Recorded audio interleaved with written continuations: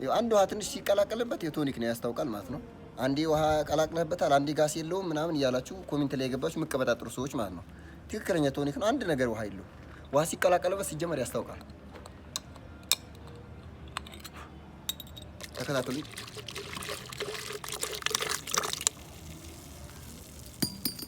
ይኸው ቶኒክ ነው፣ ሚሪንዳ ነው የሚመስለው።